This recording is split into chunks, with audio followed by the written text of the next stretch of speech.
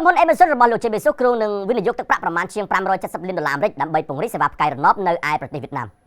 ក្រុមហ៊ុនបច្ចេកវិទ្យា Amazon បានប្រកាសពីគម្រោងដ៏មហិច្ឆតារបស់ខ្លួននៅក្នុងការដាក់ពង្រីកសេវាអ៊ីនធឺណិតផ្កាយរណប Kuiper នៅឯប្រទេសវៀតណាមនេះបើយោងតាមសេចក្តីថ្លែងការណ៍របស់ក្រសួងវិទ្យាសាស្ត្រនិងបច្ចេកវិទ្យាវៀតណាមដែលត្រូវបានដកស្រង់ដោយទីភ្នាក់ងារព័ត៌មាន Reuters នៅថ្ងៃទី27ខែសីហាឆ្នាំ2025ក្រុមហ៊ុន Amazon បានសម្រេចបោះទុនវិនិយោគរហូតដល់$570 លានត្រឹមឆ្នាំ2030ដើម្បីកសាងហេដ្ឋារចនាសម្ព័ន្ធបណ្ដាញអ៊ីនធឺណិតដ៏ធំមួយគម្រោងនេះរួមមានការសាងសង់ស្ថានីយ៍ដីចំនួន6កន្លែងនិងរោងចក្រផលិតឧបករណ៍ទទួលសេវានៅភាគខាងជើងនៃប្រទេសវៀតណាមដើម្បីសម្រេចផែនការនេះក្រុមហ៊ុនបានបង្កើតក្រុមហ៊ុននៅក្នុងស្រុកមួយដែលមានឈ្មោះថា Amazon Kuiper Vietnam Co Ltd នៅក្នុងទីក្រុងហូជីមិញហើយបានដាក់ពាក្យស្នើសុំការអនុញ្ញាតដំណើរការសេវាអ៊ីនធឺណិតផ្កាយរណបកន្លងទៀតរយៈពេល5ឆ្នាំផងដែរគោលដៅចម្បងនៃគម្រោង Kuiper គឺដើម្បីផ្ដល់សេវាអ៊ីនធឺណិតល្បឿនលឿនដល់តំបន់ដាច់ស្រយាលក៏ដូចជានៅលើកោះនានាដែលមិនទាន់មានសេវាគ្រប់គ្រាន់គួរឲ្យដឹងផងដែរថាគូប្រជែងដ៏ធំរបស់ Amazon គឺក្រុមហ៊ុន Starlink របស់លោក Elon Musk ក៏ត្រូវបានរដ្ឋាភិបាលវៀតណាមអនុញ្ញាតឲ្យដំណើរការគម្រោងស្រដៀងគ្នានេះនៅក្នុងរយៈពេលដូចគ្នាផងដែរការបោះជំហានដ៏ធំនេះរបស់ Amazon ធ្វើឡើងបន្ទាប់ពីខ្លួនបានបាញ់បង្ហោះផ្កាយរណបចំនួន27ដំបូងសម្រាប់គម្រោង Kuiper កាលពីខែមេសាកន្លងទៅ